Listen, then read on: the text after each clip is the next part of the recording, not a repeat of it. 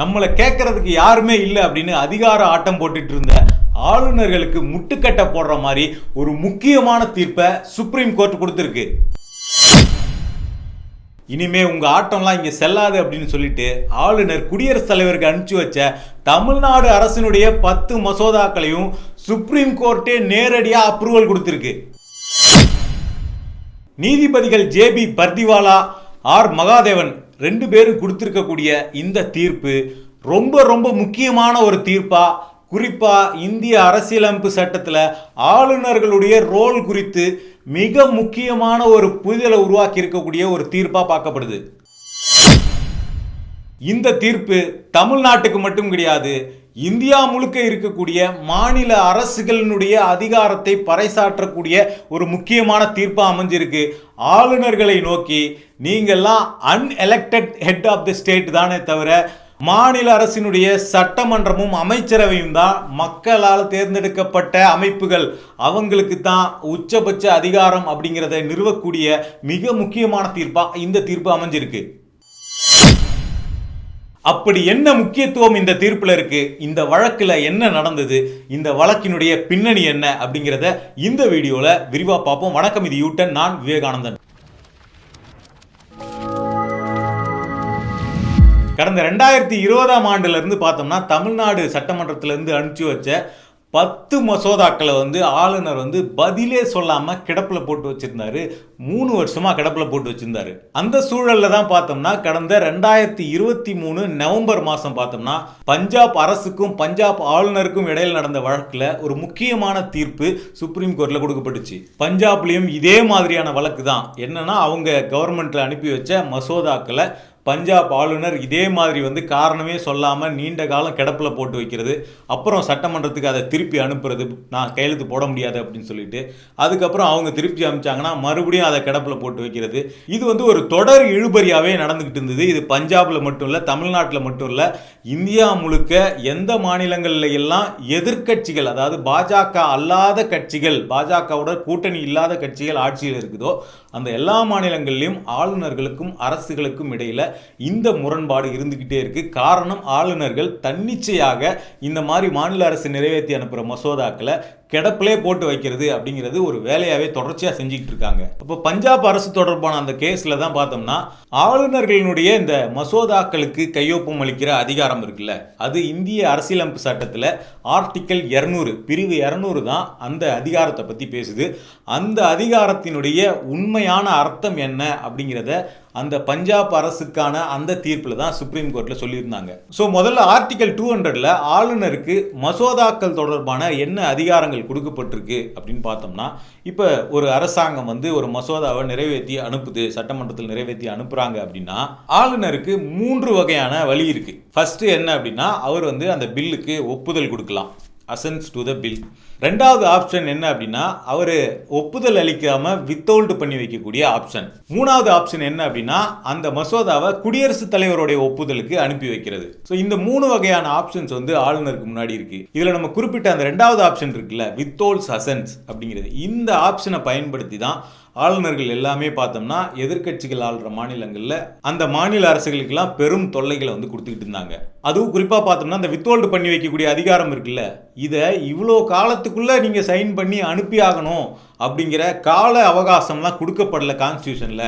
அதனால் எவ்வளோ நாள் வேணா நாங்கள் நிறுத்தி வச்சுக்குவோம், அது எங்களோட விருப்பம் அப்படின்னு சொல்லிட்டு இருந்தாங்க ஆளுநர்கள்லாம். இந்த இடத்துல தான் சுப்ரீம் கோர்ட் என்ன சுட்டி காட்டியிருக்கு அப்படின்னா, ஆர்டிக்கல் 200 கான்ஸ்டியூஷனில் ஆர்டிக்கல் 200ல் இந்த 2வது பேராகிராஃபில் இருக்கக்கூடிய provided that governor may as soon as possible after the presentation of him of the bill, அதாவது நீங்கள் வித்ஹோல்டு பண்ணி வச்சு சட்டமன்றத்துக்கு திருப்பி அனுப்புறது இருக்குல்ல, அதை as soon as possible செய்யணும் அப்படின்னு ஆர்டிகல் 200 அந்த 2வது பேராகிராஃபில் குறிப்பிடப்பட்டிருக்கு. ஸோ அதனால் வித்ஹோல்டு பண்ணி வைக்கிறது அப்படிங்கிறது என் இஷ்டத்துக்கு நான் எவ்வளோ காலத்துக்கு ஒன்றா வித்ஹோல்டு பண்ணி வச்சுக்குவேன் அப்படிங்கிறதெல்லாம் கிடையாது.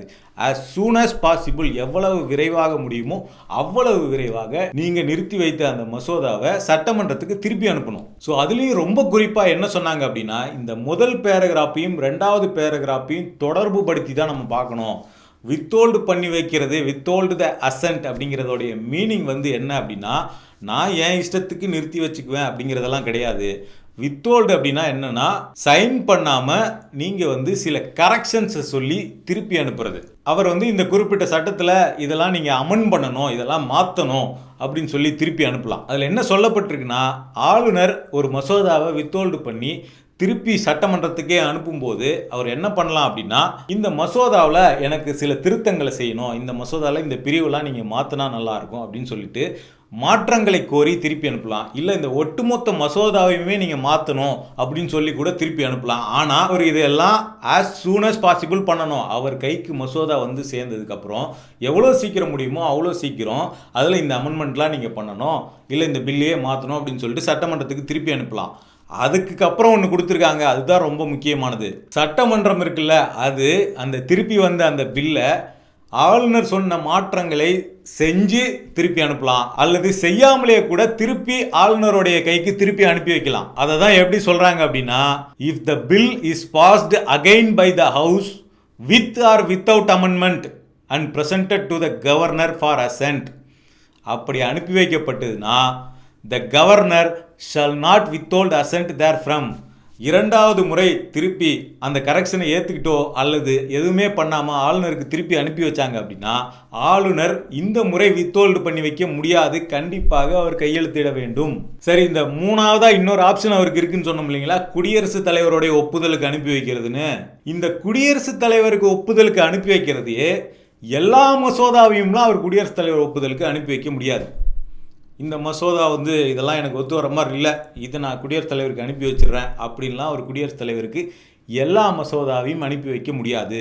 அதுக்கு தான் அந்த 3வது பேராகிராஃபில், ஆர்டிகல் 200 3வது பேராகிராஃபில் என்ன சொல்லப்பட்டிருக்கு அப்படின்னா, ஏதாவது ஒரு மசோதா சட்டமாக வந்தால் அது ஹைகோர்ட் அல்லது சுப்ரீம் கோர்ட்டினுடைய பவரில் தலையிடக்கூடிய மாதிரியான வகையில் இருந்ததுன்னா மட்டும்தான், அப்படி ஆளுநர் நினைத்தா மட்டும்தான் அந்த மசோதாவை குடியரசுத் தலைவருடைய ஒப்புதலுக்கு அவர் அனுப்பி வைக்க முடியும். ஸோ மற்ற மசோதாக்கள் எல்லாம் ஆளுநர் அவரே திருப்பி அனுப்பணும், அதுவும் சீக்கிரமாக திருப்பி அனுப்பணும். அதை சட்டமன்றம் அவங்க மறுபடியும் ஆளுநருடைய கன்சிடரேஷனுக்கு அனுப்பி வச்சா ஆளுநர் கட்டாயம் அதில் கையெழுத்திட வேண்டும். இதை தான் வந்து பார்த்தோம்னா பஞ்சாப் கவர்மெண்ட்டினுடைய தீர்ப்பில் சுப்ரீம் கோர்ட் ரொம்ப விளக்கமாக சொல்லியிருந்தாங்க. ஆளுநராக வந்திருக்கக்கூடிய நீங்கள் மக்களால் தேர்ந்தெடுக்கப்படாதவர் அப்படிங்கிறத மறந்துடாதீங்க. உங்களுக்கு எந்த ஒரு வீட்டோ பவரும் கிடையாது, தன்னிச்சையாக நான் இதெல்லாம் ஒத்துக்க முடியாதுன்னு சொல்லக்கூடிய பவர் உங்களுக்கு கிடையாது. நீங்கள் மக்களால் தேர்ந்தெடுக்கப்பட்ட கவுன்சிலுடைய சட்டமன்றத்தினுடைய அமைச்சரவையினுடைய எய்ட் ஆர் அட்வைஸின் பேரில் செயல்படக்கூடிய ஒரு பிரதிநிதி தாங்கிறத மறந்துடாதீங்க அப்படின்னு சுப்ரீம் கோர்ட் ரொம்ப தெளிவாக அதில் சுட்டி காட்டியிருந்தாங்க. பஞ்சாப் கேஸில் இப்படி ஒரு தீர்ப்பு வந்தோடனே நம்ம ஆளுநர் RN ரவி இருக்கார்ல, அவர் தமிழ்நாட்டுடைய பல மசோதாக்களை அவர் மாட்டு கண்டுக்காமல் டேபிளுக்கு அடியில் போட்டு வச்சுருந்தாரு. இப்படி ஒரு தீர்ப்பு வந்துருச்சே அப்படின்னு சொல்லிட்டு அடுத்ததாக என்ன பண்ணாருன்னா, சில நாட்கள்லேயே வந்து பார்த்தோம்னா அந்த 10 மசோதாக்களையும் குடியரசுத் தலைவர் பார்வைக்கு அனுப்பிச்சு வச்சிட்டார். அதாவது அந்த 10 மசோதாக்களும் ஆல்ரெடி தமிழ்நாடு சட்டமன்றத்துக்கு இவர் பல வருஷம் கிடப்பில் போட்டு வச்சு திருப்பி அனுப்புனார், கையெழுத்து போட மாட்டேன்னு சொல்லி. அதுக்கும் என்ன காரணம், அதில் என்ன மாற்றணும், எந்த மாற்றத்தையும் குறிப்பிடாமல் இவராக இஷ்டத்துக்கு இதெல்லாம் என்னால் ஏற்றுக்க முடியாது அப்படின்னு சொல்லி திருப்பி அனுப்பிச்சார். அந்த மசோதாவை மறுபடியும் தமிழ்நாடு அரசு திருப்பி பாஸ் பண்ணி மறுபடியும் ஆளுநர் பார்வைக்கு அனுப்பிச்சாங்க. இவர் 2வது முறையாக வந்த மசோதாவை இவர் கையெழுத்து போட்டாகணுங்கிற கட்டாயம் அந்த தீர்ப்பில் வந்ததுனால இவர் என்ன பண்ணிட்டாருன்னா, உடனே வந்து இதை நம்மளால் ரிஜெக்ட் பண்ண முடியாதுன்னு சொல்லிட்டு குடியரசுத் தலைவருக்கு அனுப்பிச்சு வச்சுட்டார். இதில் தான் வந்து பார்த்தோம்னா தமிழ்நாடு அரசாங்கம் வந்து சுப்ரீம் கோர்ட்டில் மறுபடியும் வந்து கேட்குறாங்க. பஞ்சாப் கோர்ட்டில் இப்படி ஒரு தீர்ப்பு கொடுக்கப்பட்டிருக்கு, ஆனால் ஆளுநர் RN ரவி சட்டவிரோதமாக இந்த மாதிரி திருப்பி வந்து குடியரசுத் தலைவருக்கு இந்த மசோதாவெல்லாம் அனுப்பிச்சு வச்சிருக்காரு அப்படின்னு சொல்லிட்டு அந்த விஷயத்தில் தான் இப்போ நீதிபதிகள் பர்திவாலாவும் மகாதேவனும் சேர்ந்து தீர்ப்பு கொடுத்துருக்காங்க.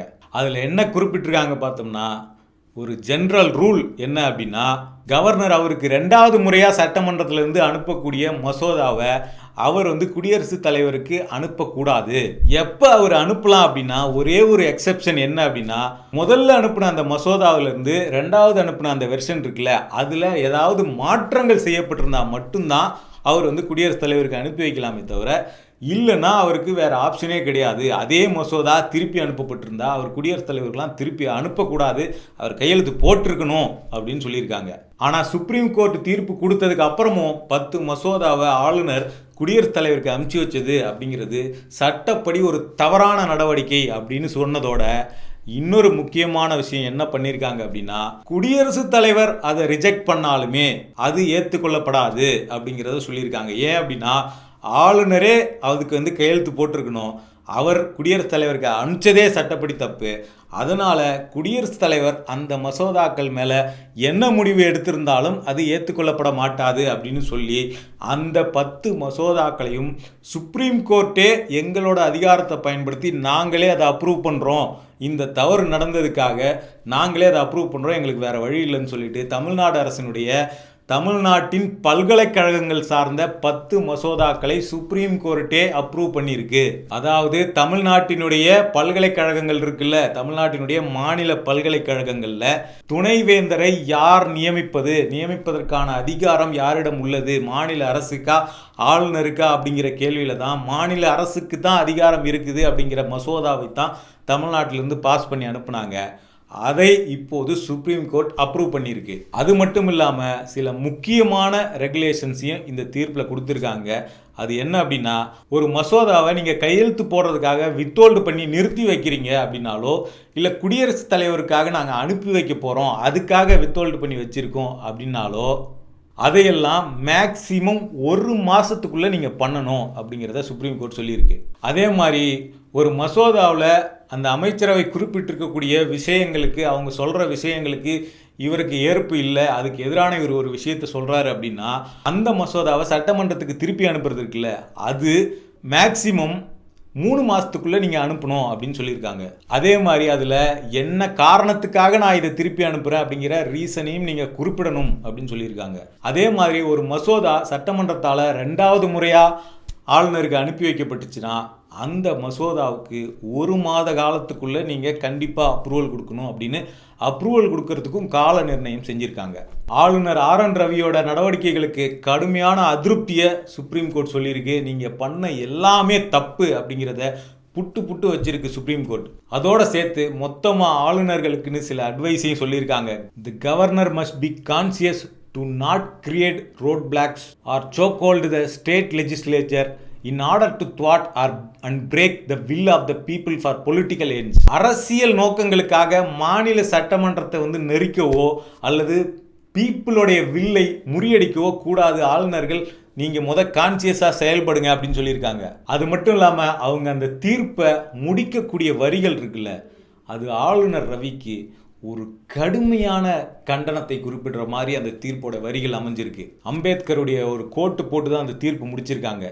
However good a constitution may be, if those who are implementing it are not good, it will prove to be bad. Constitution எவ்வளோ நல்லதாக ஒன்றா இருக்கலாம், ஆனால் அதை இம்ப்ளிமெண்ட் பண்ணுறவங்க சரியானவங்களா இல்லைன்னா அது தப்பாயிடும் அப்படின்னு சொல்லி அம்பேத்கருடைய கோட்டை சொல்லி ஆளுநர் ரவிக்கு ஒரு பாடத்தை சுப்ரீம் கோர்ட் கற்பிச்சிருக்கு. ஒரு மாநிலத்துடைய சட்டமன்றத்தை விட நாங்கள் தான் பெரிய ஆள், எங்களை யாராலையும் தட்டி கேட்க முடியாது, நீங்கள் எதை அனுப்புனாலும் நாங்கள் விருப்பப்பட்டால் சைன் பண்ணுவோம், இல்லைனா சைன் பண்ண மாட்டோம், அதுக்கு காரணத்தையும் சொல்ல மாட்டோம், உங்களுக்கு திருப்பியும் அனுப்ப மாட்டோம், எங்களுக்கு எப்போ தேவையோ அப்போ திருப்பி அனுப்புவோம்னு எல்லா விஷயத்துலையும் ஒரு பெரிய சர்வாதிகாரிகள் மாதிரியும் உச்சபட்ச அதிகாரம் படைத்தவர்கள் மாதிரியும் நடந்துக்கிட்டு இருந்த ஆளுநர்களுடைய மசோதாக்கள் அதில் கையெழுத்திடுற அந்த தொடர்பான அதிகாரத்துக்கு சுப்ரீம் கோர்ட் ஒரு மிக முக்கியமான ஒரு தீர்ப்பை கொடுத்து அவங்களுடைய அந்த சர்வாதிகாரமான நடவடிக்கைகளுக்கு ஒரு முற்றுப்புள்ளி வச்சிருக்கு அப்படின்னு சொல்லலாம்.